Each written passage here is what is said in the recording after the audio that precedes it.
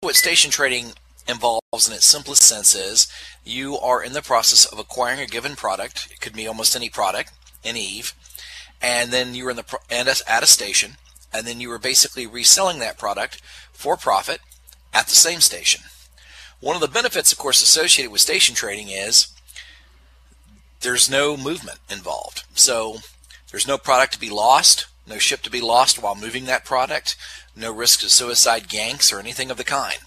You simply buy the product in the station, and having acquired it, you turn around and resell it for a profit at the same station. That is fundamentally the essence of station trading. Anybody have any questions on that piece so far?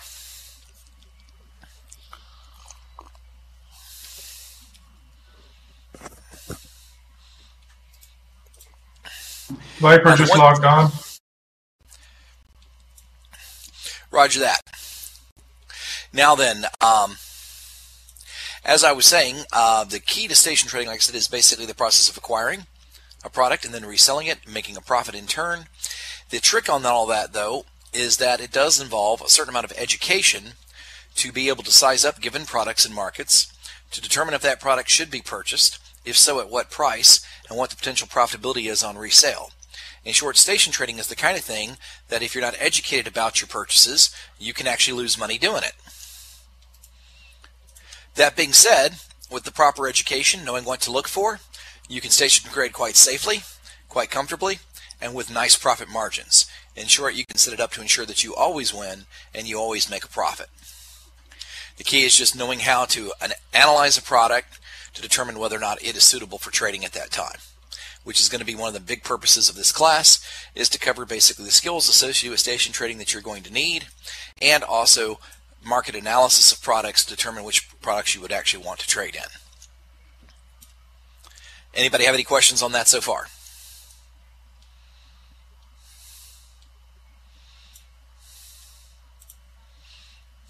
Okay, then the next thing I'd like everybody to do at this time is go ahead and bring up your market icon. If you'll notice on your market icon, you have two ways to look at the market. You have Browse and you have Quick Bar. Quick Bar is real important when you're station trading. If you see certain products that you like regularly trading in, you can actually toss those into your Quick Bar and thereby recheck on those products and their prices on a regular basis. Great time saver. It keeps you from having to relook up products over and over again. And I'm almost to Dixie now. The other one, of course, is the Browse. If you look under Browse, you will find, of course, that it lists everything that's there. There's two ways in which you can look at your browse. One is, of course, you can click on the bottom that shows Show Only Available. And then you have the other one, which I typically don't click that. And the other one is basically it shows anything that's available in that region, regardless. It's typically how I look at it. Now, one thing I'm going to show you about market analysis is that insofar as you are making a market analysis in station trading, you're really only concerned with the prices that are in the station in which you're trading. You're not concerned with the other regional prices. Now, if you are station trading, the key thing to remember is that station trading, by its very nature, is very much about location, location, location. As such, when you're station trading, you typically want to be in one of the major market hubs that has a large enough market and enough different products to give you a pretty good place to play and to make your money. I would recommend as the top market to go to, of course, is Gideon, which is far and away the largest market. However, Dixie is about half the size of Gideon and therefore far and away the next largest market. It's become a very important market in Eve, and of course that's our headquarters. So we are headquartered in the second largest market and trading hub in the game. The other two major trading hubs are going to be Rens and Heck. And I'm docking up at this time. Be right back.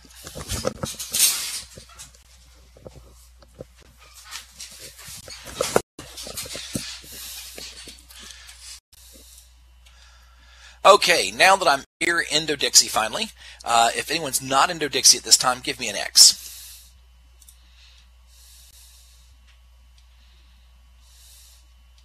Okay, Alderon, where are you located at this time?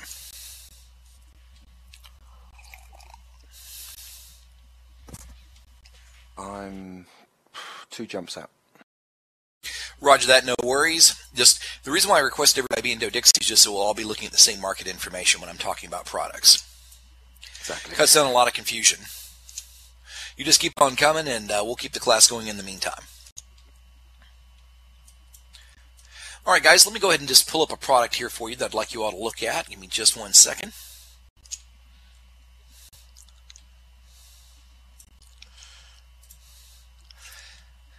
My quick bar got blown out here in the latest version, so I had a lot of products I had stacked up, and I just noticed they're not there anymore. During this latest patch, it took out all my quick bar slots, so I'll throw some stuff up.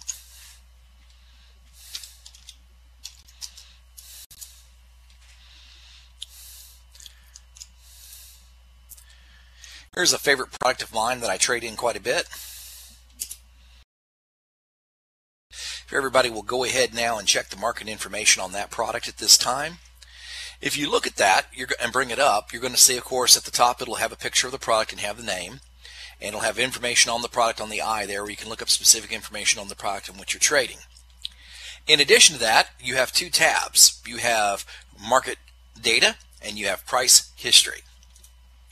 We're first going to talk about market data. Market data basically has 2 main categories. You have sellers and you have buyers. Sellers obviously are people who have product who are trying to sell it, and buyers obviously are people who do not have the product but are trying to acquire it. Any questions about that part so far? Now then, what we're principally concerned in station trading, if you're a trader, is you're interested in what I call the high buy. The high buy is just that. It is the leading buy price of someone who is looking to acquire. So you're looking at the highest price at which somebody is willing presently to buy the product in the market. The second price that you're concerned with is what I call the low sell, which is pretty understandably just that, is the lowest priced item for sale of the product that you're looking at. If you will look at 100 millimeter reinforced tungsten rolled plates, you're going to see that presently in station, and again we're only concerned with station prices, the low sell right now in Dodixie for that item is $60,000 and the high buy is $27,000. So basically what we have there is a spread that is actually, the spread is basically just that. The spread is the difference between the high buy and the low sell. That difference in between is your profit margin if you're station trading.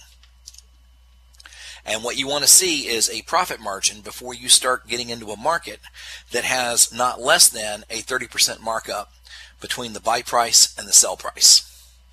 Otherwise, the profit making potential is so narrow that you are not going to necessarily make much money and could even potentially lose money in the course of acquiring and reselling the product. Is everybody with me so far on that piece? If you have any questions, please do ask.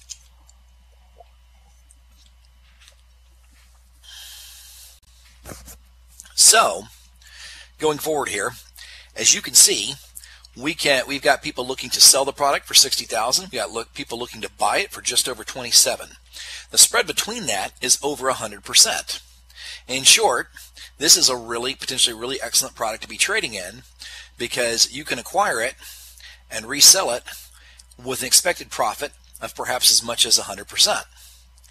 Now, one thing to be aware of, though, is bear in mind that any time that you go to acquire a product, buy it, and then turn around and resell it in the market, the profit margin typically will narrow during the course of acquisition of said product and reselling. So typically what you're looking at is a potential profit margin. Your actual profit margin is usually going to be a little bit smaller than that. That's why I say always make sure that you have at least 30% potential profit, so that even if you lose a third of your profit on it, you're still making a 20% return on your investment. You're still making money. You don't want to be in a situation where the profit margin is so narrow that by the time you acquire and resell, you're upside down. And what I mean by that is that you actually paid more for the product than you can resell it for. So you'd be selling at a loss. Then you're stuck hanging on to the product, waiting for a market adjustment so that you can sell at a profit again. Everybody with me so far on that?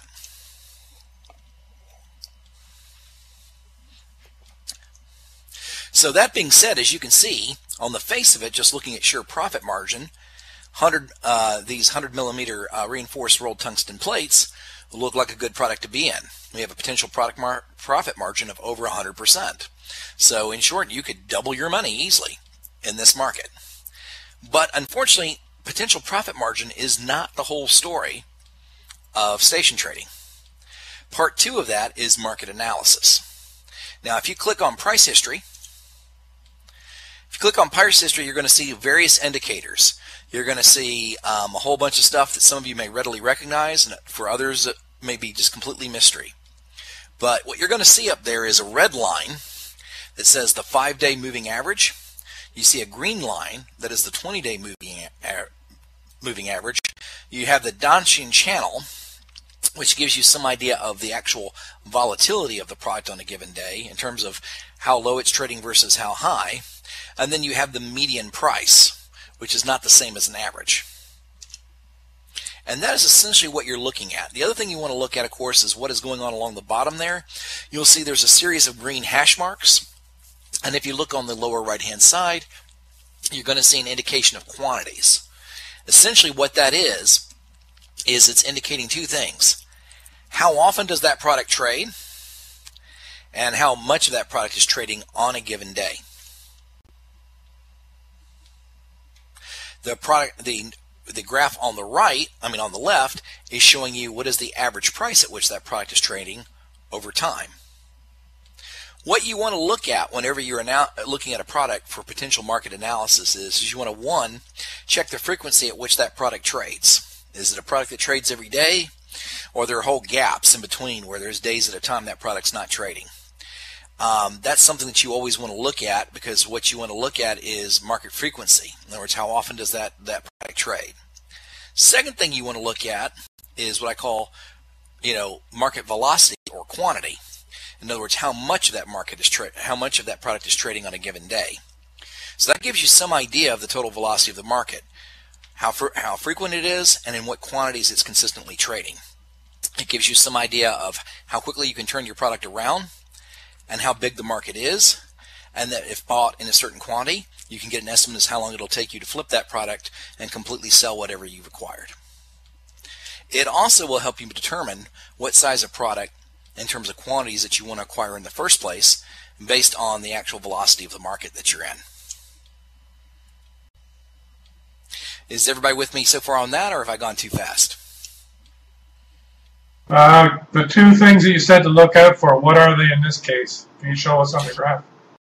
Yeah, if you look at the graph, and I'm going to show you how to interpret all this data, the first thing you're looking for is, if you look along the bottom there, you're going to see a series of light green hash marks, like graph bars. Does everybody see that?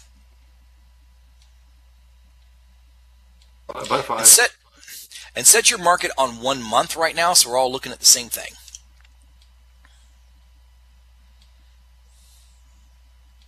If you look below at the bottom of the table, it gives you a time frame to set it for. Set yours for 1 month. Now, if you look at it, we're looking at over a period of the last month. Each and every hash mark shows a day in which that market was traded here at Dodexy, or better yet, more importantly, here in this region. So, as you can see, this is an item that trades every single day. There is always somebody buying or selling this product. So the first thing we're looking at in terms of its frequency is that it has a very high level of frequency. This is a market that trades every single day. Anytime you look at a market item and you see gaps here, in other words, you see some green lines, then you see an absence of green lines, then you see some more green lines, and it looks kind of irregular, it shows you that the frequency of that product is pretty irregular. So what that tells you is even if the actual potential profit on the product is really good, the product might be problematic to trade in, and even if you do trade in it, you might find it a little hard to move in a timely manner because it's not a product that's trading every day in the market. So in other words, you could buy it and sit on it for a while before you could actually move it again. So that's something to always bear in mind, is how long you're going to have to sit on your money to realize a return on your investment. Now, in the case of this particular product, we don't have an issue there. We've got a product that trades virtually every day. So we have a good level of market frequency. Now, the next thing we want to look at around that is, you'll notice there's a graph on the right that shows 100 and 200. And that's the quantities at which this item trades. So this item trades every single day, every day in Doe-Dixie. However, its quantities are a bit limited. If you notice, it's only trading at 100 a day. Trading at, actually not even near 100 a day. It's marked out in hundreds a day, but it's actually trading on average. On average, it's a little bit higher, but you can have days frequently where it's trading, it looks like about roughly 20 to 25 a day. And a good day's trade is basically 100. There is one day that trades at 200. We have to really kind of consider that an anomaly. That's clearly not an everyday occurrence. So what you're looking at is you're looking at a product that's typically trading in quantities of about 20 to 25 a day, and it's trading every day.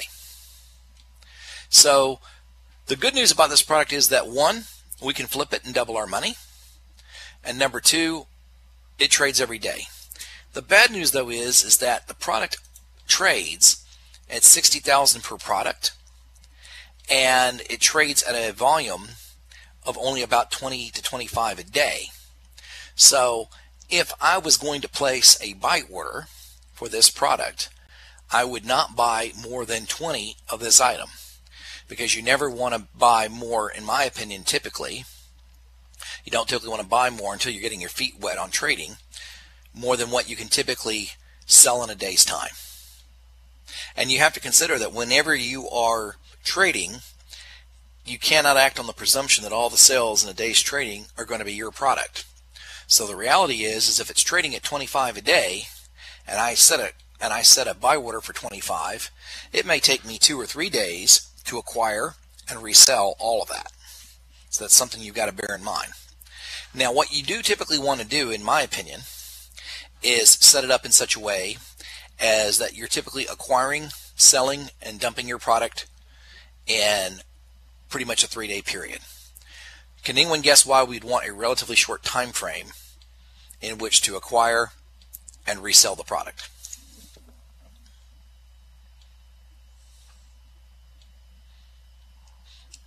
The principal Could it be because you're tying up your cash? Well, it's not so much tying up the cash. That could be it. That is actually a very valid concern. I mean, if you're someone who's trading and you have a limited amount of capital, because you do have to have a certain amount of capital to do this, the longer your capital's tied up, the less you can do with it. So that's part of it. But the biggest thing is that you want to protect against market fluctuation. Prices can and do change over time, and sometimes rather rapidly in some products. So by having a 72-hour time frame roughly, what you're looking at is being able to get in, buy it, sell it, and get back out without the prices probably having changed a great deal in that amount of time. So part of getting in and out quickly involves avoiding potential price fluctuation in your product. Now, the second thing is that you can compound how much money you make, as Doc was saying, by getting in and out more quickly, because you don't have your money tied up in the market as long. So, for instance, if I can trade for 50, let's say I can trade for a 75% profit margin on a product in 3 days, or I can trade for 100% product in 7 days, what is the better product to be trading in? Well, the one to be trading in is the one that I can sell in 3 days, because if you look at a profit margin of 75%, and I can flip that twice in a 7-day period, that gives me 150% in my profit, comparatively to the 100% I can do in just making one trade in that same amount of time with the profit with actually the higher profit margin. And the reason being is because it has a longer sales cycle. Its sales cycle is 7 days. So in 7 days I can double my money, or in 6 days I can make almost double and a half of my money. So that's the thing you have to look at. So you're always concerned with how long your sales cycle is, as well as how much money you're going to make. Because the longer the sales cycle, that begins to eat at actually how much money you're actually making on that deal, even if the profit margin is good. Is everybody with me on that so far, or do I need to explain that further?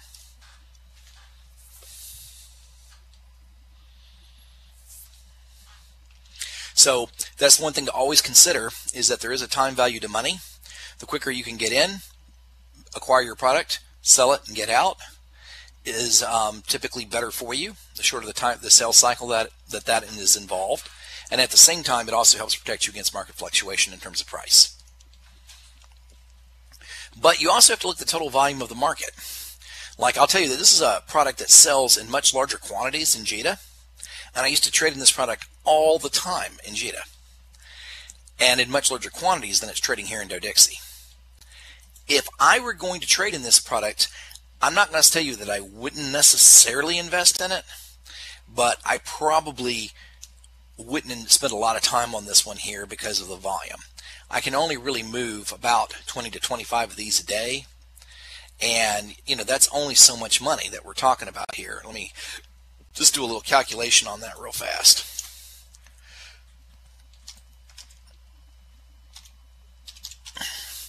Which basically means it comes out to like I'm doing 1.5 million in trades over about a 3-day period if I basically acquire and sell 25 of these.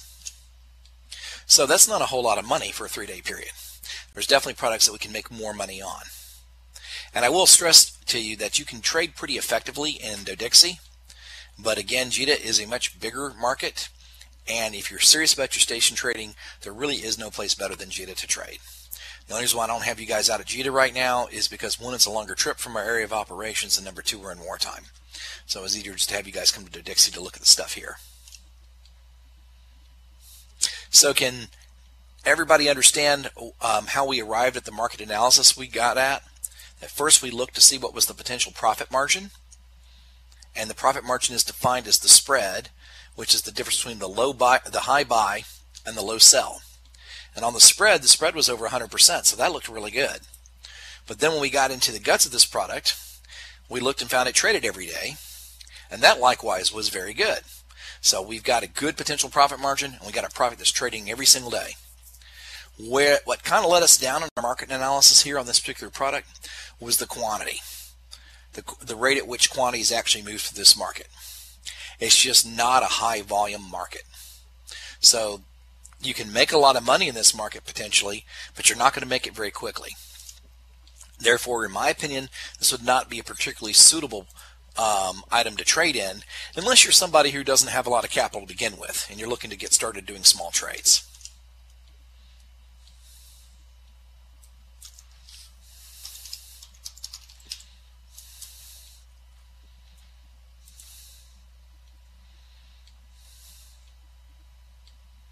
Now let me show you another product here real quick.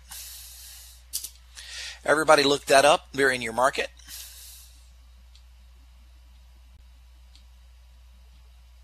If you look up the Hyperion battleship in the market, one thing I can tell you is that these ships have really caught on since the winter expansion, when they gave a little love to hybrid equipped ships, and it has correspondingly gone up a great deal in its market price.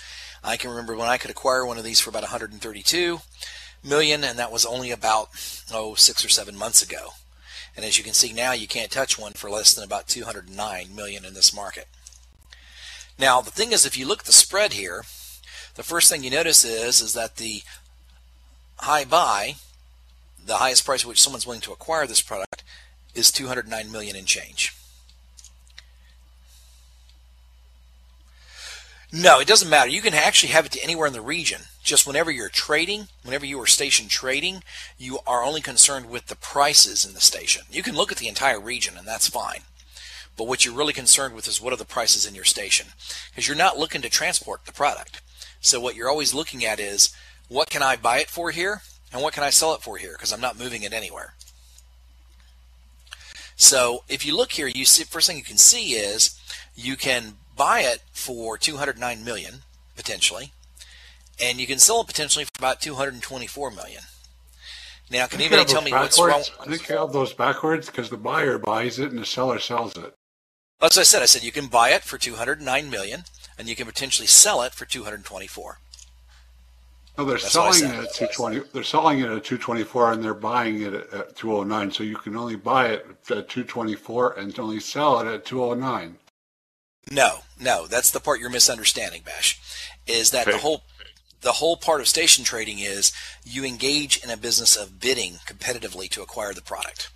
You don't buy it retail.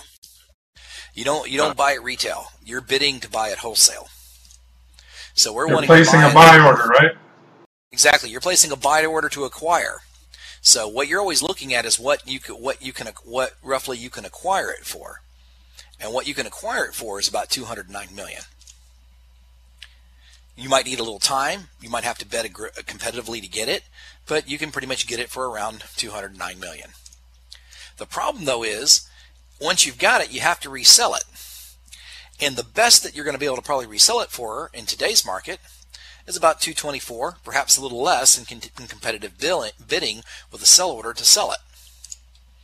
So, can anyone tell me what's the problem with this spread? Very narrow. Exactly. There's no spread to speak of here. That's exactly right. It's about 10%. And what did I say was, I think, Gideon's minimum for even considering to get into a market? What's the minimum spread we're looking for? 30%. 30%. If there's not 30% in potential profit, it's not something we want to even get involved with. Now, what you're going to see here is, particularly with larger boats, as one who's traded quite a bit in the ship market, this is pretty typical. You're going to find that the margin between acquisition and selling is actually pretty narrow in the ship market, particularly for the bigger boats. Now, if you look at smaller boats, you're typically going to find a much more favorable spread. So when I trade in ships, I'm typically trading actually in high volumes of smaller ships because the spreads are better. At the end of the day, when you're talking investing, whether I invest 500 million in Tristans or invest 500 million in Hyperions makes no difference to me. Ultimately, what I'm concerned with is what is the spread? What is my rate of return on that investment?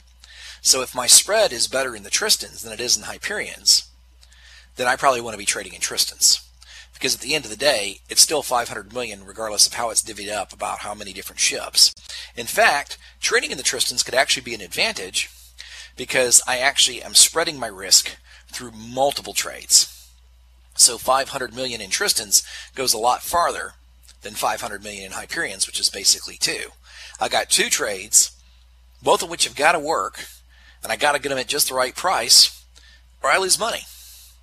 Whereas with my Tristans, I got usually a bigger profit margin to begin with, and many, many more trades, which means it tends to average out to about what it should be. So I've actually got a better chance of making the profit that I'm looking to make.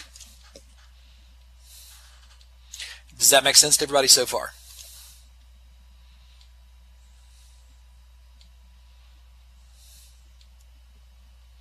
So again, this is not a product that we'd even want to have anything to do with. We need not even look any farther at the price history because we can already tell, looking at this, that this is not something we want to trade in terms of trying to get a quick return.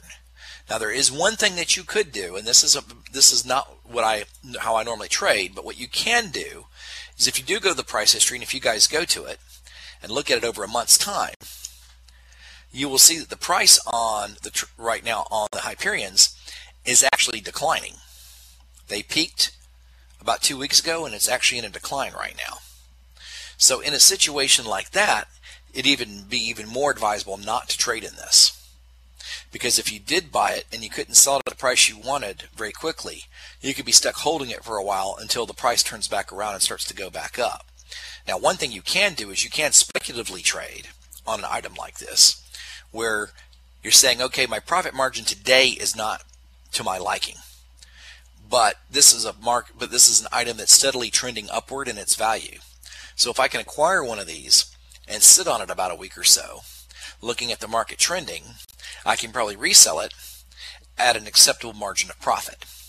Now, that is speculative station trading, where you're speculating not on the real-time data, but on where the market's trending, that if I buy today and sell a week from now, looking at the trending, I should be able to sell at about X price and have a comfortable level of profit. The reason why it is called speculative, because you don't know for sure that the market will continue to trend in the direction that it is. All you can do is look at past data and the trending for say 1 to 3 months, and then determine based on that 3 months performance whether or not this is something that you're willing to bet on, that the price is going to continue to go up, and in a week's time you can resell it at a favorable rate. That is kind of a more complicated type of trade, and it is also a riskier type of trade. So not something I recommend you merely go out there and jump into. That being said, can you make money doing that? Heck yeah, you can. Can you also lose money doing it? Yes, you can. If the trade abruptly turns in a way you didn't expect, you could be in a situation of either selling at a loss or being stuck holding the profit until such time as you can sell it at a profit, which means that money's tied up.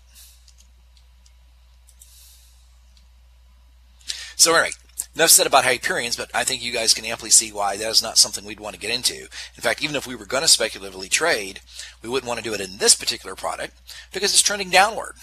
The trend right now is showing, with no change in sight just yet, that it's going down, down, down, and showing no signs of going back up.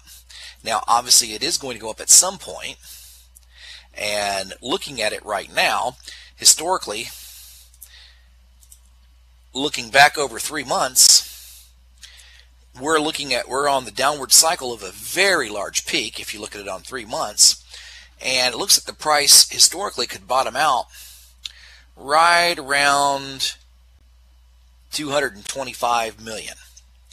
So I would say, looking at this, you're probably looking at the price bottoming out, and if you were to buy this and hang on to it long enough, you'd almost certainly make a profit on it because you're near the bottom of looking at the historical data.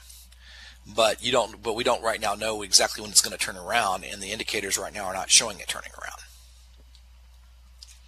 They're still showing a downward spiral, and they're not projecting that it's going to turn around just yet. So, all right, enough said about this product. This is one we definitely would not want to trade in because the spread is simply too narrow. Now let's go ahead and look at Tristan's.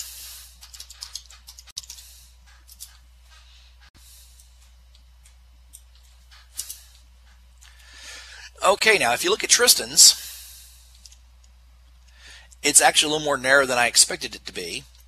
And right now, I probably would not trade in these either because it is pretty narrow. Well, wait a minute. I'm still looking at Hyperion. Hold on. The game's a little funky sometimes. There we go. Now I got Tristan showing up.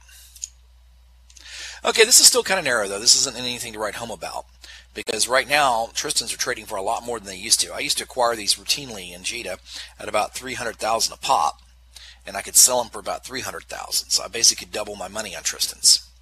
But as you can see here in Dodixie, that's not the case. Right now we're looking at being able to acquire them at about 460K, and we're looking at being able to sell them for only about 500K. So our potential profit on this thing is only about 40,000 ISK. So they only make sense in the sense that enough volume could perhaps produce a decent amount of profit. But again, the margin is very narrow. You're looking at a less than 10% profit margin. So right now, we would not station trade in Tristans. The other thing too is if you look at the price history for the past month, it's a very stable price, so the price hasn't really changed a great deal. And in terms of frequency, frequency is not bad. They're trading on average about 100 a day, sometimes a little bit more. But you can expect to trade on average about 100 of these a day in the market. The market will trade 100 of these a day. You may not individually trade that many, but the market may trade that many. But so basically there's a lot of good frequency here. They're trading at an acceptably high rate that if you were, buying up to 50 of these at a time, you could expect to move them in a relatively short period of time. I like to typically buy at a rate of 1/2 of what the daily rate of the market is, because I know I'm not going to make every sell. So you could trade in about 50 of these, and you could move them quickly. The biggest problem is you're just not going to make much profit on them. I would say, looking at the market stability, you're not likely to go upside down, where you actually are selling at a loss, but you're just not going to make a great deal of money on these. You're going to make a trade. You're going to make a profit that's going to be in the neighborhood of probably between 5 and 7%. Still, money's money, profit's profit, but it's not anything to write home about.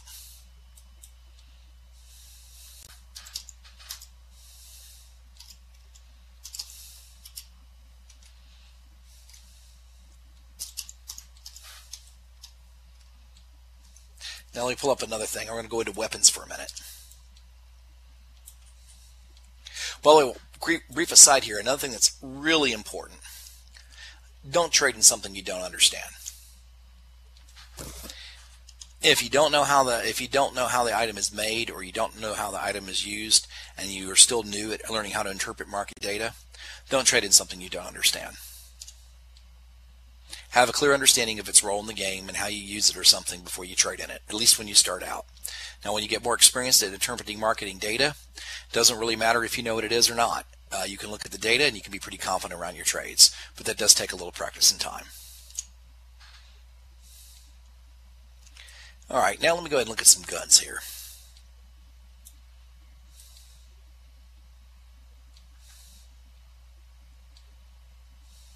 I hate they took away all my quick bars because I had a number of products I could have shown you guys that I normally trade in.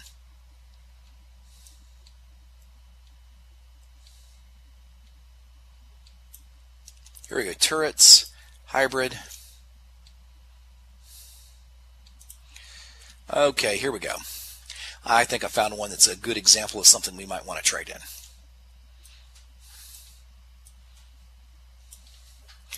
All right, everybody take a look at that real quick here in Gina. Small blaster batteries. This is actually a star-based structure, but we'll go ahead and use this for purposes of our analysis. Okay, the first thing you notice when you look at it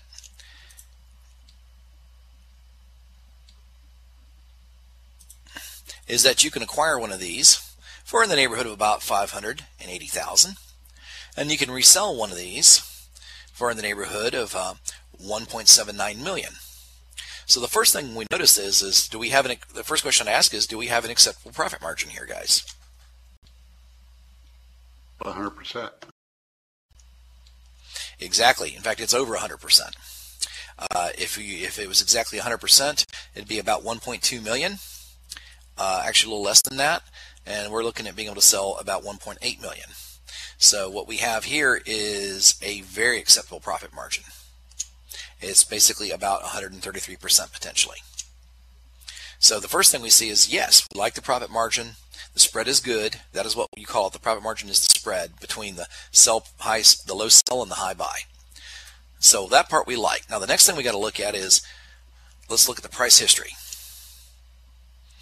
Okay, as you can see, as you'd expect with POS structures, because people aren't making these every day, it's spotty.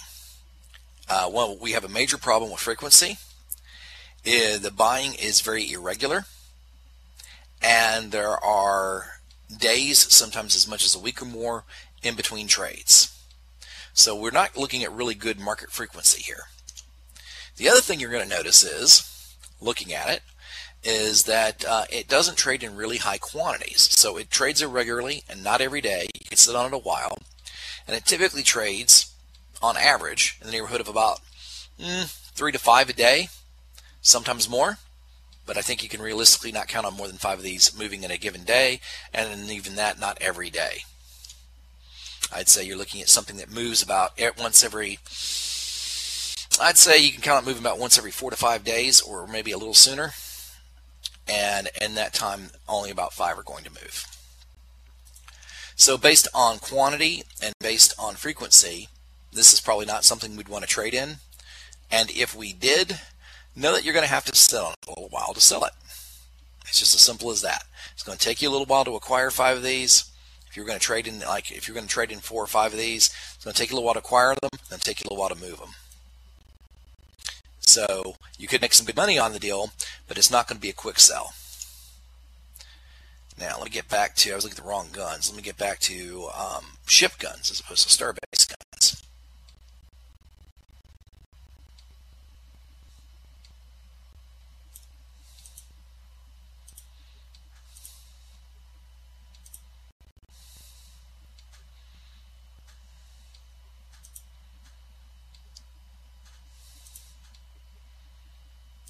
Okay, I found one here that's not bad.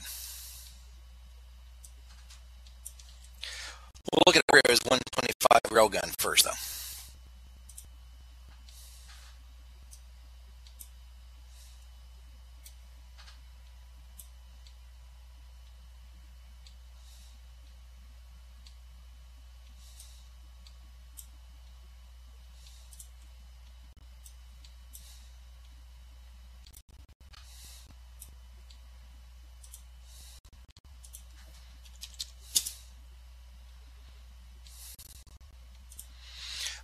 we're looking here at the 125 railgun. Okay, now the first thing we look at that is that spread looks good. Spread's over 100%. You can buy them for about 10,000, and you can sell them back for about 23.4, 23.5. So spread looks good. Now the next thing we want to look at is we look at the frequency. That also looks good. As you can see, the product trades every single day. Then we look at our volume. And I'd have to say that our volume on this one's also pretty decent. If you were to work it out, it's selling certainly not less than 50 a day. I'd say on average it could even be selling a little closer to 60 or 70 a day. So basically we've got pretty good market volume. We've got pretty good market frequency, which basically means if you got good market frequency and you got good market volume, you have good market velocity. On top of that, we have a very favorable rate of return. So the question is would I trade in this product? Yes, I would.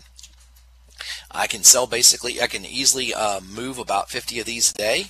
So I could comfortably put in an order for anywhere between, say, 50 and 100 of these. Feel pretty confident that I would acquire and sell them within a matter of days, and that I'd make a pretty good profit on it. Also, if you look at the price history on them, you'll notice over the last month, their price is pretty stable. You can always project that out to 3 months and get a broad view of the market. The broader view of the market says is that they're trending upward right now. They're actually increasing in value. And if you look at it for the past month, the 1 month price is actually pretty stable, slightly trending upward. So I'd feel very comfortable spending a few days trading in these. And I'd feel very confident that I'd be able to acquire them, sell them, and make a nice profit on them, because the velocity in the market is pretty good in terms of getting them and getting rid of them in a fairly short period of time. And likewise, the return is really good. So even if the profit narrows over time, I'm still going to make money. If it dropped really enormously and I went from making perhaps 133% profit down to maybe only an 80% profit, that's still a really nice rate of return, and I can cry all the way to the bank. So props to Oreo for selecting a good product to trade in. Congratulations. This is definitely one that I think you could trade in and trade in comfortably.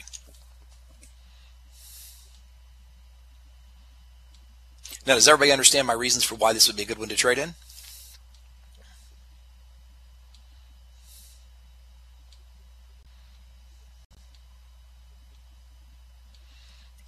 Again, our reasons being, we see a really nice rate of return because we have a nice spread of over 100%. We find that we have a great frequency. It trades every day. And we're finding good volume. It's trading in not less than 50 and sometimes as much as 100 a day. So we've got pretty good volume, we've got great frequency, and we've got a really great spread in terms of potential profit. So yeah, and we've got good price stability too. This is not a price that's wildly fluctuating from one day to the next. We can reliably count on these numbers to be there for us in a few days' time. So there's no reason in the world not to trade in this product. And for those of you trying to get some idea of what it would cost to get into this market, let's say you're looking to go ahead and acquire 50 of these.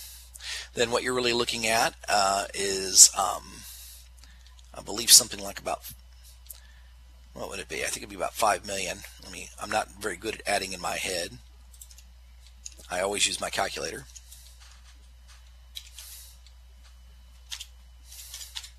Yeah, it's about it's about 500,000. So yeah, basically 500,000. That's all you would need to get 50 of these. So this is a market also that doesn't have a really big barrier to entry. When value doesn't have a big barrier to entry is that 500,000 investment is something that any ETH player could pretty much make. And bear in mind, you're probably thinking, well, gee, if I traded only 50 of these and I make 500,000, and if I invest 500,000 and I'm maybe going to make another 500,000 and double my money, that's still not a lot of money. My answer to you is that's true, but it's still a really nice profit on the money you did invest. And when you're station trading, you will find that typically you're investing in multiple products at any one time. To give you some idea of what I mean by that is when I was trading at my peak, I would have upwards of 2 billion in active trades going on at any given time, with as many as 45 different trades going on at one time. And in the course of that sales cycle of having 1.5 billion out there, I would typically have a rate of return averaged all out of not less than 50%. So I'd put 1.5 million out there in the market, and then I'd turn around in anywhere from 3 days to a week and have made 500 million on that investment. No, not 500, 750 million on that investment. And that, my friends, is not chump change. That's money in quantities that any player would enjoy making that money.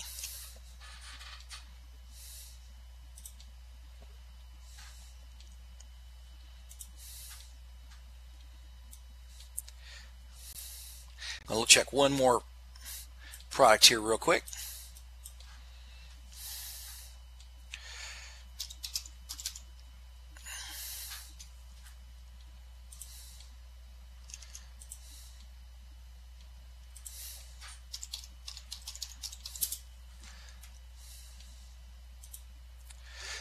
Okay, now let's see, that one's not going to be good when the trade ends. We're going to keep moving.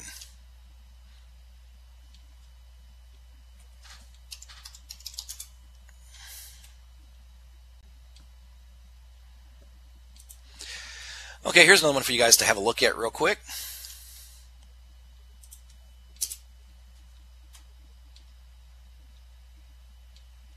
Now, if you look at this anode light electron particle cannon 1s, the good news in that is that if you look at it, this has the potential to be a real winner if the other parts of the market check out.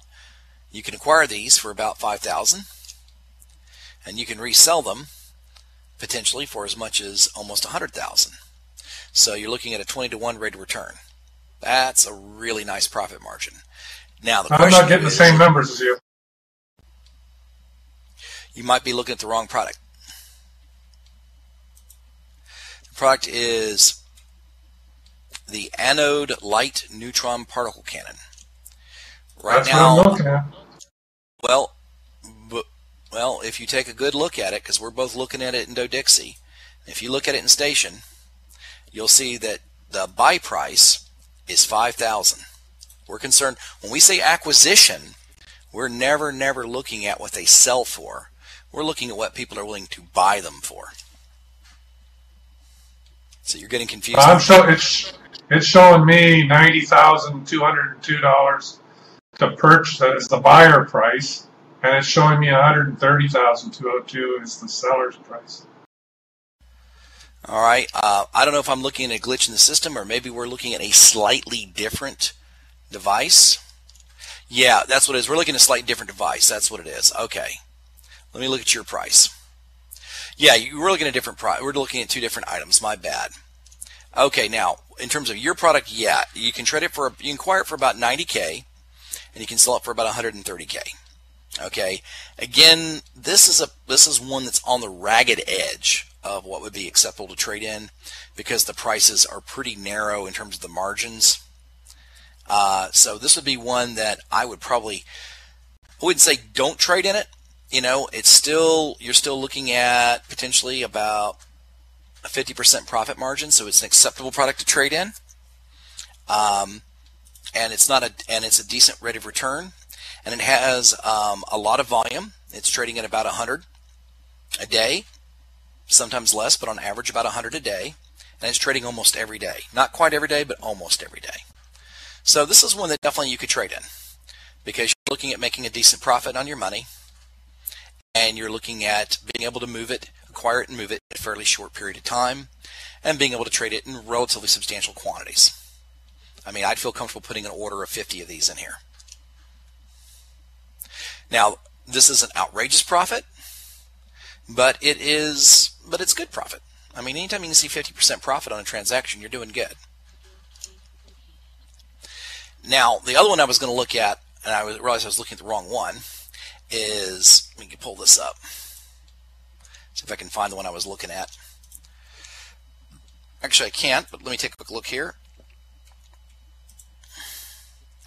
All right, this one looks pretty good. Let me give this to you. This is another one to look at, is anode iron particle cannons. And you can do this with a wide variety of devices. We're just playing with weapons right now, because weapons is something that pretty much we all understand here in EVE. All right, now the first thing you notice if you look at it is you're going to notice that you can acquire the product for about 23K, And bear in mind, whatever you're looking at potentially acquiring, always remember that whatever you buy it for is going to be higher than 23K. By the time you bid for it competitively and you get it, you're going to pay more than 23K, which is why we always try to pad with a decent profit margin. The next thing you're looking at is what is potential selling price on that is 53K. So our spread's pretty good on that. In fact, essentially we're pretty close to doubling our money. So we have a pretty good spread there. And if we look at the product, you can see in terms of frequency, we have really good frequency. It trades every single day. Now, the thing to look at, though, is look at the volume. Volume on this is a little on the weak side. You're typically trading about 10 to 15 a day, maybe more. I would say if you were looking at an average, I'd say maybe 20 a day. And so consequently, you're not going to move a lot of these really fast. And the other thing to be mindful of is you got to be mindful of how long you're going to be in the market. Because if you look at the 1 month trend, price has been dropping all month. Right now, there's no reason to believe the price is not going to drop even more. In fact, what you can look for is 2 indicators you can look at to see not only where the market's gone for the last month, but where the most recent data shows it trending, is look at your 20-day average and look at your 5-day average. The 5-day average is a shorter period of time, therefore it is more reactive to movements in the market than the 20-day average. So if the 20-day average is showing a trend going down all month and the 5-day average is showing a trend going up, then what you can look at that is you can see that potentially the market is actually going to start going back up again, because the 5-day indicator is actually telling you, hey, I'm reacting more quickly to the market than the 20-day indicator, and I'm saying it goes up. So that's something to look at. But as you can look at it in this case, both indicators are basically saying it's trending down. So you can expect the price is going to continue to drop for the current time. So this is an item where you definitely would want to trade in this, but you want to keep a close eye on it. You wouldn't want to trade in too high an amount so that you're not stuck in this too long, because it looks like that your profits could definitely start narrowing as time passed the longer you're in this market.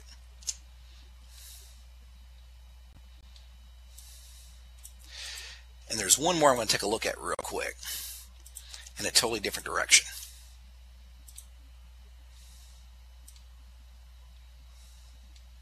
Give me just 1 second here.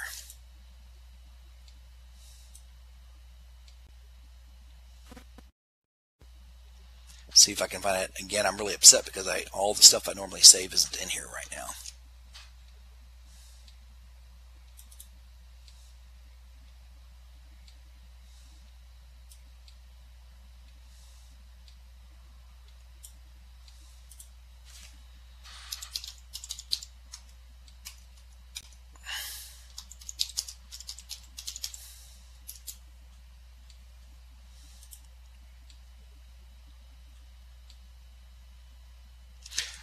All right, and that's it. Well, that's enough products for one day. I think you guys have pretty much gotten the fundamentals about how that works. Does anybody have any questions about what we're looking for when we're looking for an item to station trade? One thing that I noticed too was, especially if you go to that last product you were talking about, the anode iron particle cannon, if you go back for the 6 month or even the 1 year thing, you can tell a little bit more about the trend. For example, this last product is about the lowest it's been in a year. That's exactly right. And what you want to typically look at whenever you're trading in a product is you typically want to look at your 1 month and your 3 month for trades, but it never hurts to get a perspective beyond 3 months if you want to kind of look at where the product's been going over time. There's no such thing when you're making a trade or making a decision about trading as too much information, so long as you know how to interpret the information that you're looking at.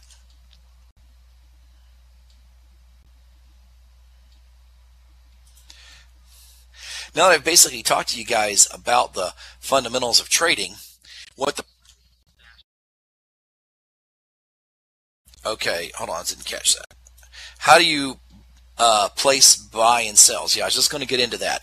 The nuts and bolts of it is if you go ahead and go to your wallet and bring up your wallet, you're going to see that in addition to the amount on your wallet, there's a number of tabs: journals, shares, orders, transactions. If you click on orders, it'll bring up 2 categories: buying and selling.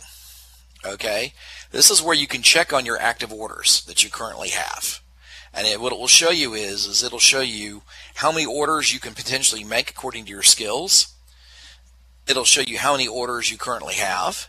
It'll show you what's the value of the buy orders that you presently have out, the value of the sell orders you presently have out. And it'll also show what kind of taxes and brokerage fees you're currently looking at based on your skills. So when you've got active trades out, you're operating in and out of this screen a lot because you can modify trades after you put them in. Unlike a lot of games where you put in a certain price and you're stuck with that price, Eve is very reactive. You can update and change your trades or even cancel trades every 2 minutes. So you can come back and you can check on trades that you currently have active. Now then, in terms of getting your trades initially started, I'll show you how to start that real quick. If I were going to buy an item, I'd bring it up in the market screen, so bring up a product. Don't actually buy anything right now, but let's say you're going to place a buy order. And what you can do is, when you bring that information up, there is a tab in the market that says place a buy order. At that point that you hit place a buy order, you will see that it brings up a menu where you can set the price at which you're willing to acquire. It's going to default to the market price at what somebody is currently selling at. However, what you can do is you can go in there and you can edit that price to be any price that you presently want it to be. You can also edit your quantity to be any quantity that you want it to be. When you're looking to buy an item, you're looking to acquire for station trading, you set your duration for 3 months. The reason being is what it's basically saying is this buy order will expire in 3 months' time. You don't pay anything extra for setting up 3 months over, say, 1 month or 3 days. So you might as well just go ahead and go for 3 months so that your orders are not expiring prematurely. You can always cancel them later if you decide to cancel an order if it's not working out according to plan. And then pretty much you can enter the price, you can enter the quantity, you keep the range at station because you're going to trade at this station. And then once you're satisfied with it, you would then click the word buy. Now when you click the word buy, if you have set the order for an amount less than what it's currently selling for, then it's automatically going to enter a buy order on the screen for you then to acquire the product.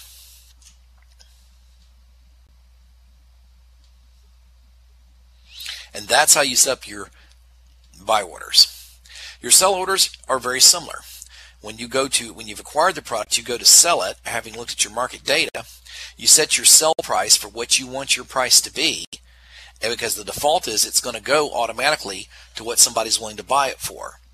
And you're wanting to sell for more than that. So what you're wanting to do is you're wanting to be just under the price of the lowest sell price. You want to be just under that so that you're the lowest sell price. So you would set it up for whatever price you wanted that's under everybody else. You'd set your duration for 3 months and your quantity for however many you were selling. And again, you'd hit sell. Now, because that order doesn't immediately get filled, it goes on there as a sell order like you see there on the market data. And that's how you create buy orders, and that's how you create sell orders.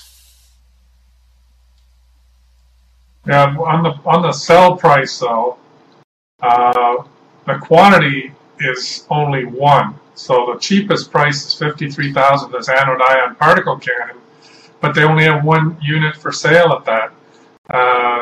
It's 1 or 2 items way down the list, way past 100,000 is per item. So how would we handle what price to assign our units? Well, that's one of the things you got to look at is you have to look at what are the units other people are selling in, and what I always look at when I'm assigning units more than anything else is I look at roughly what quantity I'm looking to.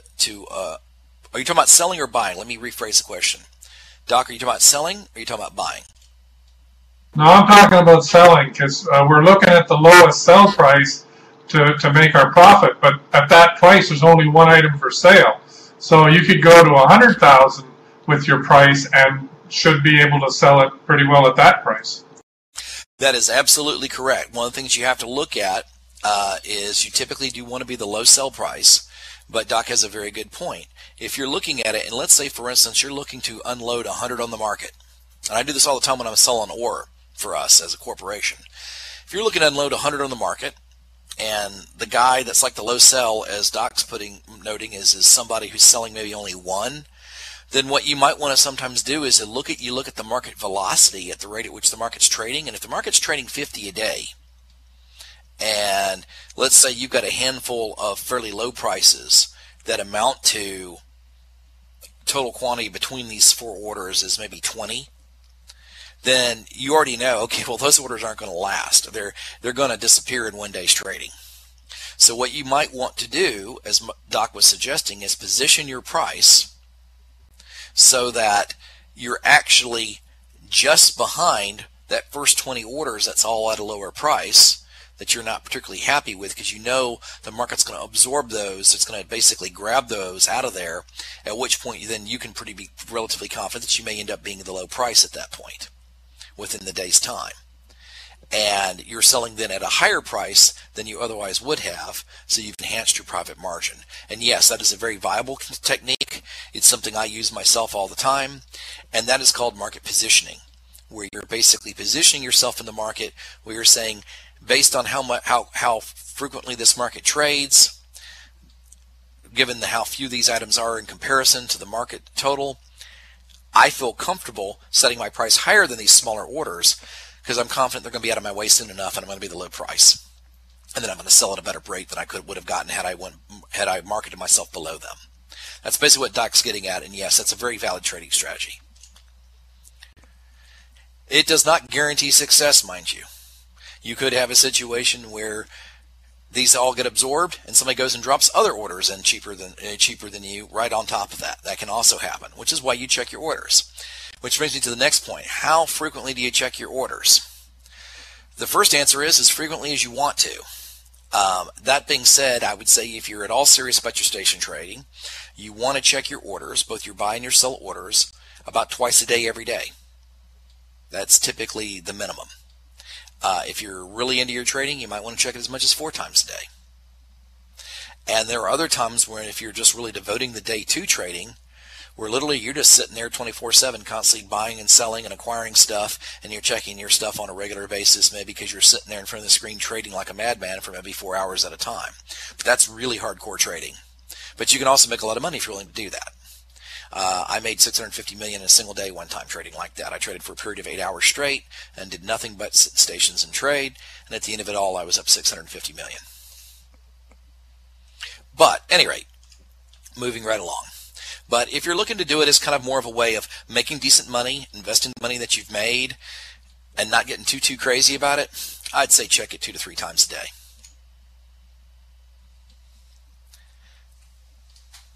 Now, the next thing I was going to go into, if there weren't any additional questions at this moment, was I was going to talk a little bit about some of the skills that you need to have to be a good trader. And I'm going to throw some skills in here for you, all of which that you're going to want and need. You know, I really hate the fact that it will not let me throw skills from my character sheet in here. That is really kind of annoying. All right, somebody else bring these up for me as I read them off. One of the skills that you're definitely going to want, of course, is skilled trade. That's an essential skill. You got to have that to get the other trade skills. And basically what trade will do for you is it increases the number of active buy and sell orders. They're increased at a rate of 4 per scale level. Bear in mind, this is not one this is a really quick train to train it all the way up to 5. Bear in mind, you may not even need it at 5. If you're getting 4 per level, you may find that at 4 you're quite comfortable with that level of trade you have. Like I have it, I only trade up to level 4, and I got 45 potential orders, and I really don't want to have more than that to fool with any time anyway. So that's plenty for me. But you can train it pretty quickly all the way up to 5 if you want to. And obviously that's an essential one to have because it gives you more orders, which allows you to dabble in more products at the same time and conduct more trades potentially at the same time. So it's a very important skill, and it's a basis for the other skills that you get. Because the skills do have prerequisites that require you have that skill sometimes trained up to a certain level before you can get the others. Now here's another one that you really want that's extremely important. Accounting. Whether you station trade or not, if this is a skill you haven't traded in, I mean, skill you haven't trained in, you need to, because you're leaving money on the table by not having it.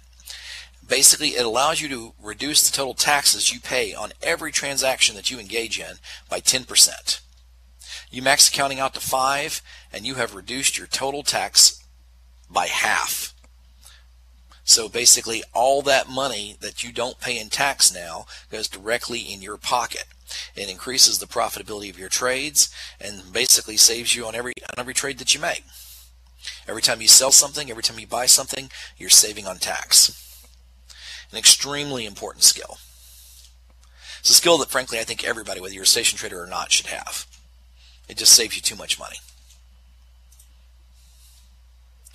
One that's also equally important to that is one called broker relations.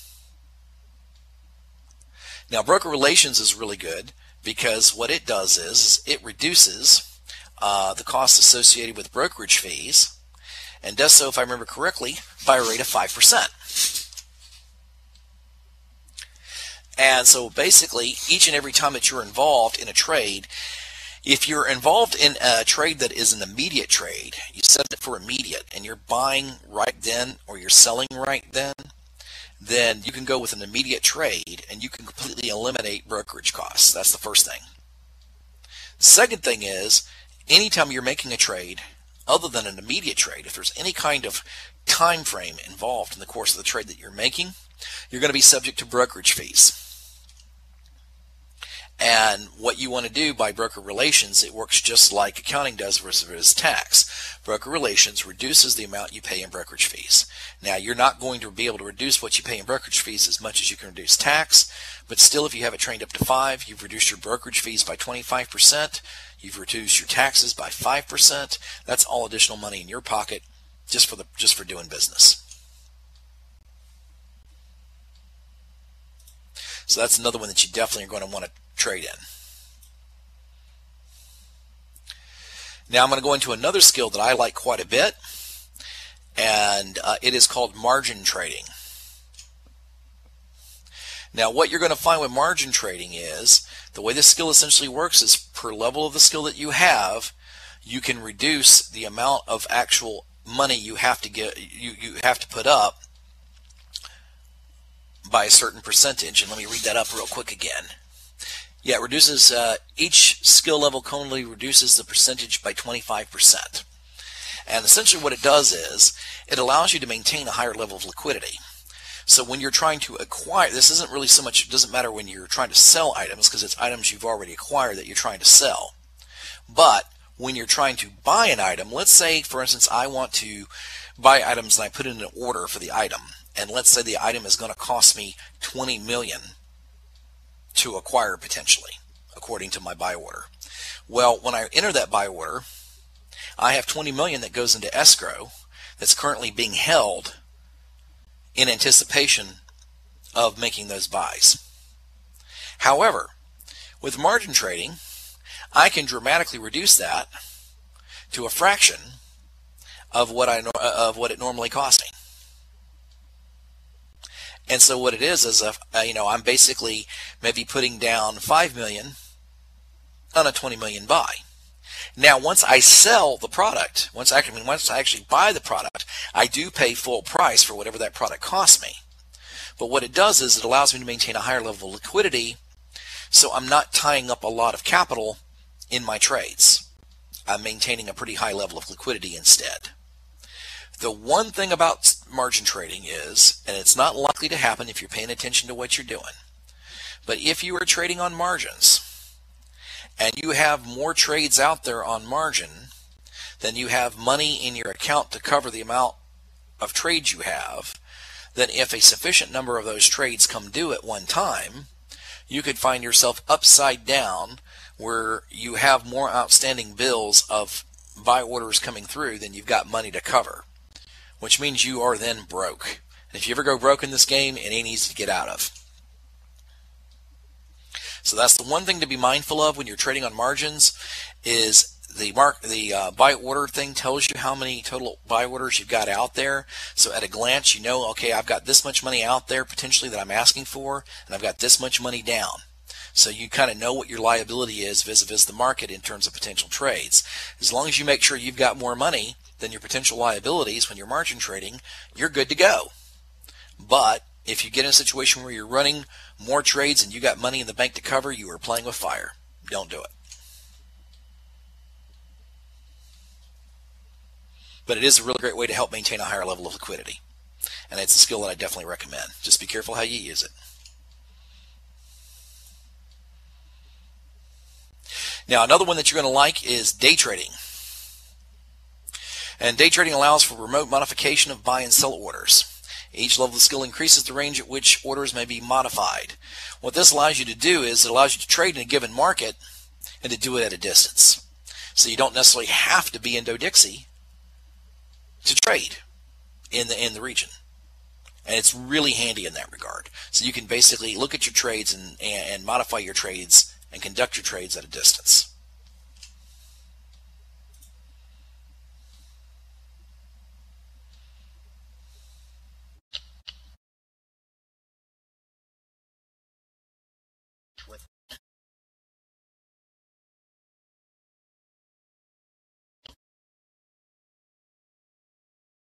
No, I do not believe you would be able to do so.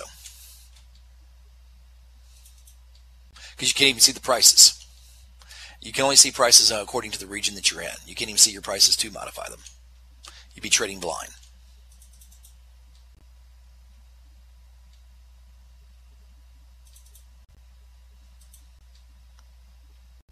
Now, going hand in hand with the skill that we were just talking about, which was day trading, is marketing. And this is the other half of this. It's skill at selling remotely. So day trading allows you to buy remotely, marketing allows you to sell remotely. If you want to be able to do both from remote distance, you got to have both trained up.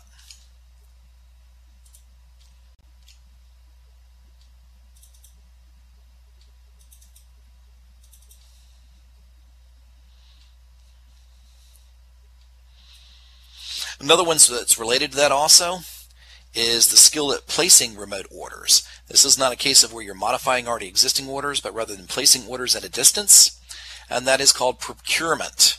This is another remote trading skill. And that basically involves placing orders that you do not already have. The other two are basically involving modifying either buy orders or sell orders. This is about initiating new orders at a distance.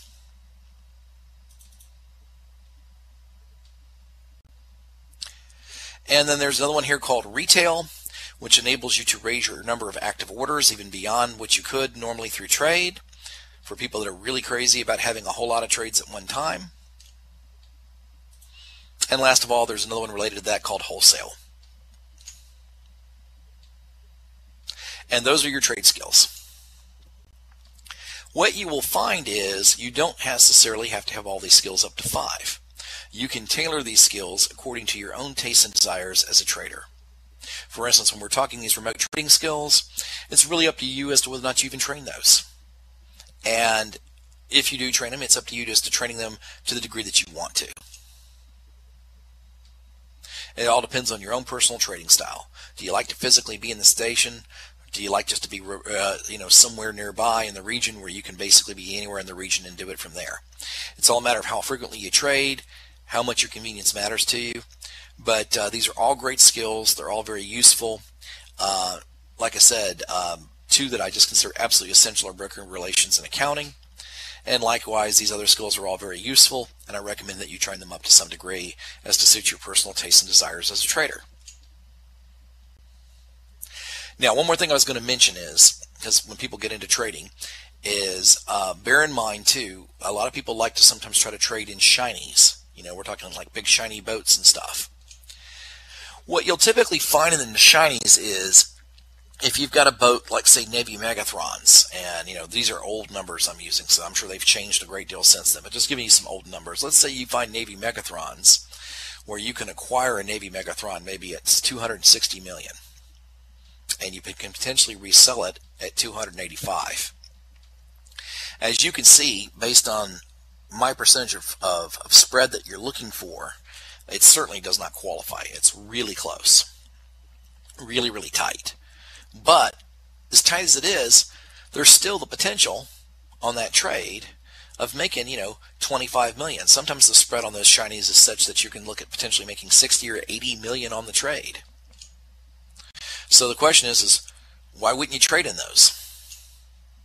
Well, the reason being is I'm not saying don't trade in them, because I'm not telling you I haven't made money doing it. But I will tell you that when you're doing that, when the profit margin's that tight, even though the potential profit we're talking about is tens of millions, you're having to watch that like a hawk, and so are other people, because they know the margin is tight. And you've got to acquire at a certain price to be able to sell back at a certain price in order to make an acceptable level of profit.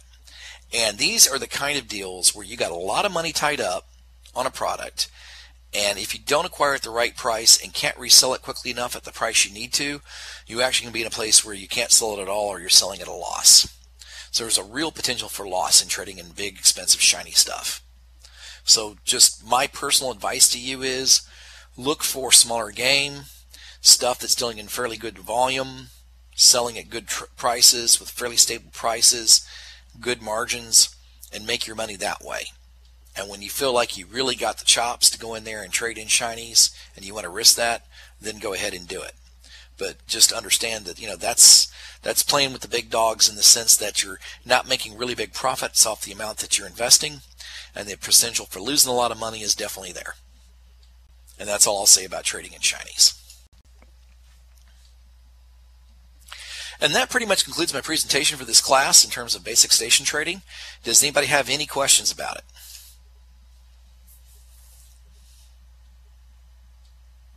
Thank you very much. Well, you were very, very welcome, Doc, and thank you for your questions and your observations. They were very good. And that's basically it, guys. I will tell you again, Dodixie is a major trade hub. I think you can trade adequately in Dodixie, but if you really want to get serious about doing this, JITA is the place to trade. But again, one of the things that I really like about station trading is once you look at the market analysis and know how to interpret it, it's really hard to lose money station trading if you're following the rules and principles that I described to you. You're looking at anywhere from modest to rather extravagant profits on virtually every trade. It all adds up over time, and you're never having to move anything. There's no ship to blow up. You're not transporting any goods. There's nothing for a pirate to steal. You're basically buying and selling right there in the station, so it's about as safe as it can get in this game. And if you know how to interpret the market data, you make money every time. Sometimes you make more on certain deals than others, but if you do it right, you're just not going to lose money. You're going to make money on every deal.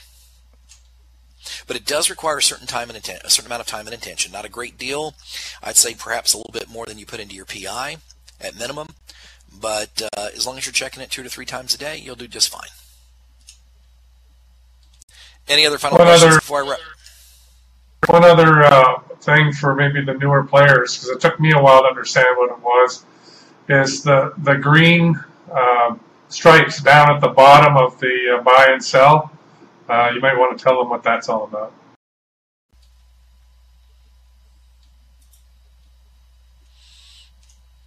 The green stripes. Oh, you're talking about when you see like green and yellow and that kind of thing? Hold on, I'll pull it up.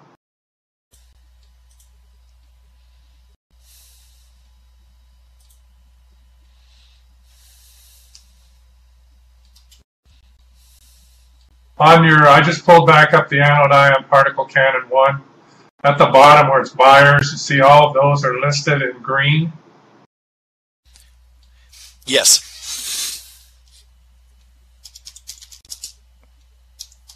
The way I understand it, all that means is the buyer is willing to travel to the destination to pick it up. Well, all I can say is you know more about it than I do, because I don't know I never did know the meaning of those. So that's something I got to learn in the class.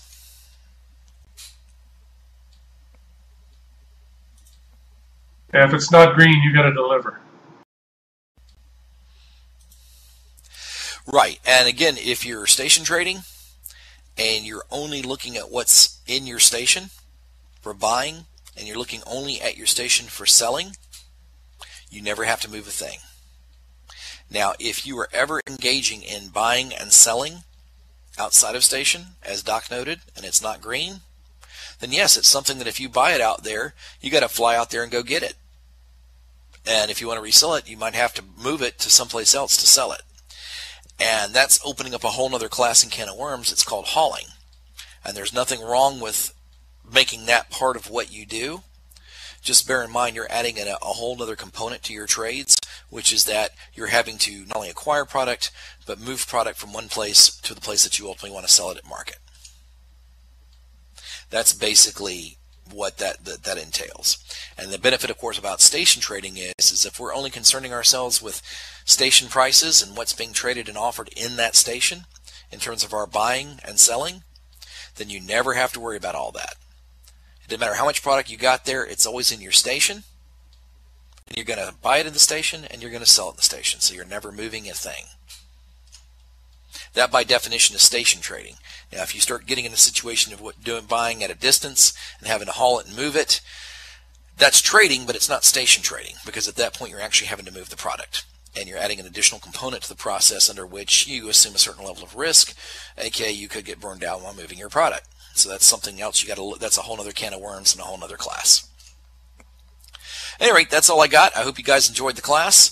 For those of you that took my low-sec hauling class, you kind of know what is involved with hauling and what kind of dangers you can run into in the process of doing that. I'm trying to run you down, but we're running at the